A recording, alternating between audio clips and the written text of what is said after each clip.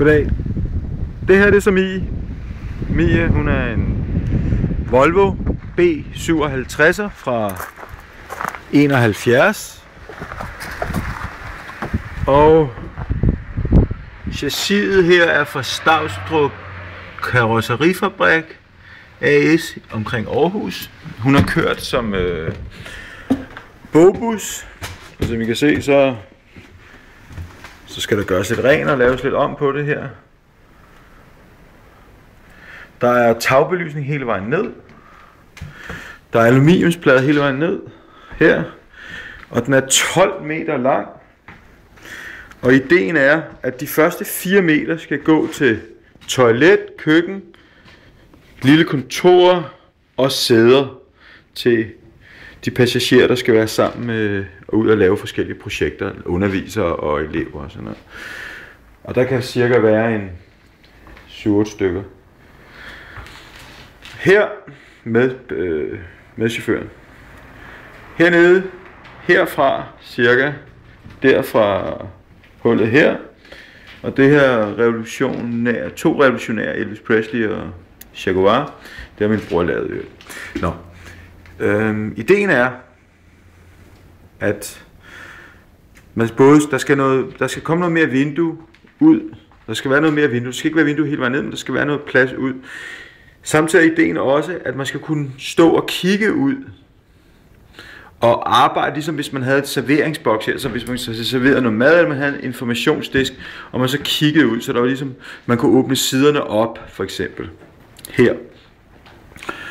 Og her nede, hvis man kigger ned i gulvet, så kan man se, der er sådan nogle, man kan spænde ting og sager fast i. Det samme kan man jo lave væggene. Den skal isoleres, der skal vælges nogle materialer til, og farver, både til gulvet og til vægge og til lofter. Ideen er også, tænkte jeg, at man havde en terrasse oven på taget, så man kunne sætte sådan et rækværk på, hvor man kunne simpelthen have en DJ-pult for eksempel stående op på, og så simpelthen det kunne være en festscene det her. Det er meget almindeligt at bruge den her slags busser i forbindelse med tv- og videoproduktioner, tv-produktioner især. Så der skal også være mulighed her for at både være make-up-rum og DJ, øvelokale og mediebus, OB-vogn. Og samtidig kan det også være, at man kan køre ud til nogle områder, hvor man kan designe, hvor man kan køre ud og lære børn og unge og male og tegne og sådan nogle ting. Og så er man materialerne med her. Og borer, der skal også kunne laves en internetcafé,